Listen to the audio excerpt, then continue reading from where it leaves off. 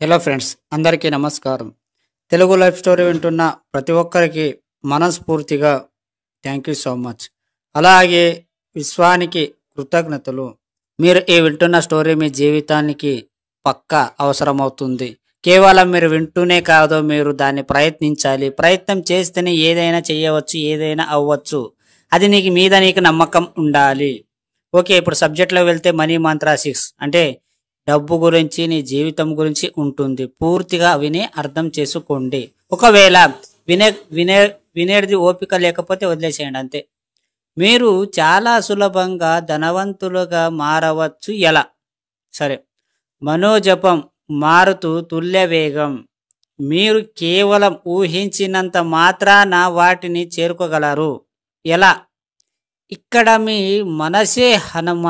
మీకు కావాల్సినవి మీరు పొందడానికి కేవలం మీరు చేయాల్సిందే మీ మనస్సు ద్వారా ఊహించడమే. ఎస్, ఊహించినంత మాత్రాన అయిపోతుందా? ఎలాంటి సంశయము లేదు. మీరు చిన్నప్పటి నుండి ఊహించినవన్నీ ఇప్పటి వరకు మీ జీవితంలో ఎన్నో పొంది ఉన్నారు. ఒక్కసారి గమనించండి.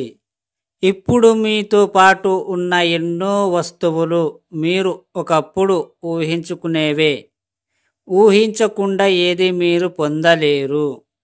కావున ముందుగా మీకు కావాల్సినవన్నీ ఊహించండి, పొందండి.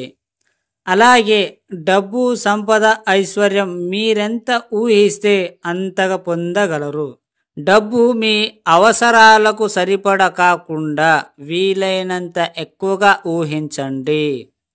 అలాగే సంపద మీకు కావాల్సిన అతి ఖరీదైన వస్తువుల్ని, వాటితో మీరు పొందే ఆనందాన్ని, సౌఖ్యాన్ని పదే పదే ఊహించండి.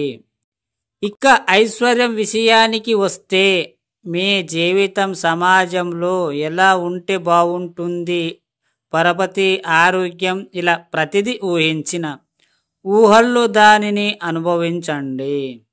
ఏదైతే అనుభవిస్తారో అదే మీ సొంతం అవుతుంది. ప్రయత్నించండి. మీరు ఏదైతే ఊహిస్తారో అన్న మాటకి, మీరు ఏదైనా ఒక సమస్య వచ్చినప్పుడు, లేదా నెగిటివ్గా ఒక గొడవ పడ్డప్పుడు, ఒక సమస్య ఏదో ఒకటి వచ్చినప్పుడు ఆ నెగిటివ్ని ఎక్కువ ఊహించడం వల్ల ఆ నెగిటివ్ పనులే ఎక్కువ జరుగుతూ ఉంటాయి. నెగిటివ్ జరిగినప్పుడు కేవలం పాజిటివ్ మాత్రమే ఊహించాలి. చెడు జరిగితే మంచి అని కోరుకోవాలి. ఎప్పుడు కూడా ఆపోజిట్గా ఉండాలి. ఇలా ఒక్కసారి నువ్వు ట్రై చేయి. నీకు ఏదైనా ఒక సమస్య వచ్చినప్పుడు దాన్ని అంత సవ్యంగా సంపూర్ణ కూడినందుకు విశ్వానికి కృతజ్ఞతలు అని పదాలను వాడండి. ఆ సమస్య క్లియర్ అయినట్టు ఊహించండి. పదే పదే కోరుకోండి. అయినట్టు చెయ్యండి. అయినట్టు ఊహించండి. ఇక్కడ కానిదే అయినట్టు ఊహిస్తే ఆటోమేటికలీ అవుతుంది. ఒక ఎగ్జాంపుల్ చెప్తా మీకు. ఇంకా ఎప్పుడైనా సరే, ఎక్కడైనా సరే ఏదో ఒకటి మనం కళ్ళతోటి చూసినప్పుడు, ఏదో ఒక విషయం కావచ్చు, ఎక్కడైనా వెళ్ళేటప్పుడు కానీ ఏదో ఒకటి చూసినప్పుడు మీకు ఒక ఆలోచన వస్తుంది మైండ్లో.